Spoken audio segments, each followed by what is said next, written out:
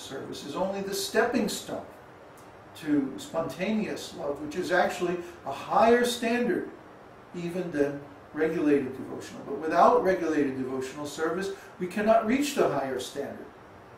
Some people want to pretend and say, oh, I'm in spontaneous love. I don't require any regulated sadhana or anything like that. See? But this is not in accordance with the scriptures. The scriptures say that one develops the desire for ecstatic love by performance of regulated devotional service. That's right there in Bhagavad-gītā. It doesn't require even such advanced study. That's right there in Bhagavad-gītā. So if someone tries to say that they are on the platform of spontaneous love, but they have never actually performed regulated devotional service for a significant period of time, 10, 20 years, then they're just bluffing. But on the other hand, if a person performs regulated devotional service for many years, and they don't get the desire for spontaneous love, then something is wrong. It means that their service is somehow offensive. You see? So we should always be careful to check ourselves, make sure that we are fulfilling all the requirements for progressive advancement in devotional service. And that way we can go through these stages one by one and reach the real perfection, which is prema, where we have no more material desires, no more attachments, no more craving, no more identification with different material designations. Simply, we're the servant of the servant of the servant of Krishna. You know that verse? Na kshatriya, na vaishya, na brahmana, na kshatriya, na vaishya, na shudra, na brahmacharya, na grihastha, na vanaprastha, na sannyasi. Gopi bharta pada kamayor dasa dasa anudasa. Lord Chaitanya spoke this verse. He said, I am not a great priest or intellectual or king or tradesman or worker.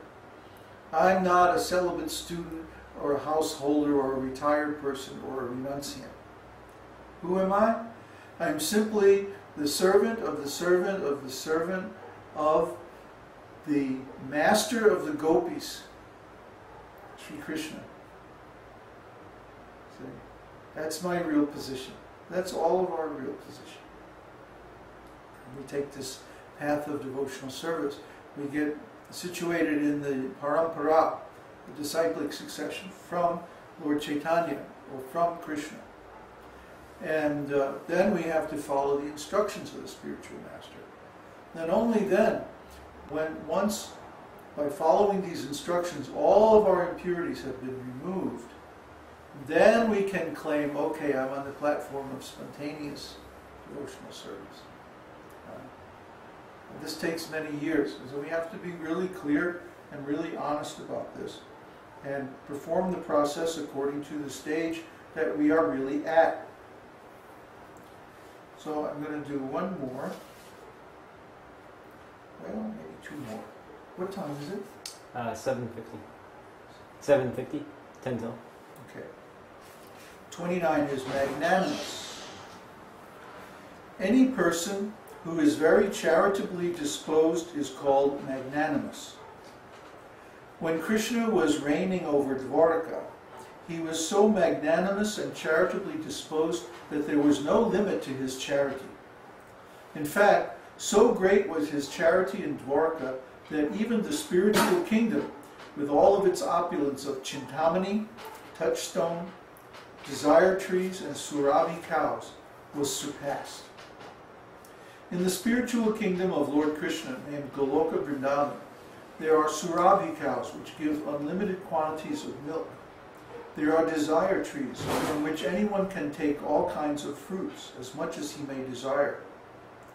The land is made of touchstone, which when touched to iron will transform it into gold. In other words, although the spiritual kingdom, the abode of Krishna, although in the spiritual kingdom, the abode of Krishna, everything is wonderfully opulent, Still, when Krishna was in Dwarka, his charity exceeded the opulences of Goloka Vrindavan. Wow. Wherever Krishna is present, the limitless opulence of Goloka Vrindavan is automatically present. Wow, I feel like that today. Today we just got to notice that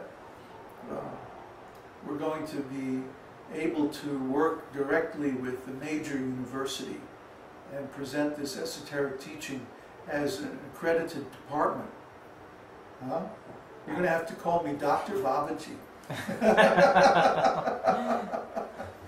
And we'll probably get all kinds of funding and all kinds. I don't know the details yet, but basically, we don't have to worry about anything because Krishna is present. And when Krishna is present, all the opulences of the spiritual world, all, like Arjuna says, wherever there's Krishna, there's automatically victory, opulence, and good qualities in superabundance. So Krishna has really blessed us. Anyway, it is also stated that while Lord Krishna was living in Dwarka, he expanded himself into 16,108 forms, and each and every expansion resided in a palace with a queen. Not only was Krishna happily living with his queens in those palaces, but he was giving in charity from each palace an aggregate number of 13,054 cows, completely decorated with nice clothing and ornaments. From each of Krishna's 16,108 palaces, these number of cows were given daily. This means that 13,054 multiplied by 16,108 cows were being given in charity by Krishna every day. Every day for 100 years. Krishna lived in Dwarka for 108 years. No one can estimate the value of such a large number of cows given in charity, but that was the system of Krishna's daily affairs while he was reigning in Dwarka. So nobody can be as generous as Krishna. Srila Prabhupada used to say, when Krishna takes our service, he takes it with 2 hands. But when he gives the results, he gives with 10 hands. So it just showers down, and it's like you can't catch it all. You don't have enough hands to receive everything that Krishna gives. Just like our spiritual master, Srila Prabhupada. He struggled for many years, over 20 years, trying to preach, and everything failed again and again. It failed and failed. And then he went to another place and he tried again, and that would fail. And then he would, and this went on for 20 years. Nobody would give him the recognition that, oh yes, you're the Acharya, we should serve you. So finally, somehow by Krishna's arrangement, he went to America. And after almost a year more of struggle, suddenly it seemed like all at once, hundreds and thousands of students came to Srila Prabhupada. And within 2 or 3 years, he had centers in New York, San Francisco, Los Angeles, Vancouver, Ottawa, Canada, then Chicago, and then Florida, and Washington, D.C., and on. So pretty soon it was like the instant growth, thousands of people coming at once.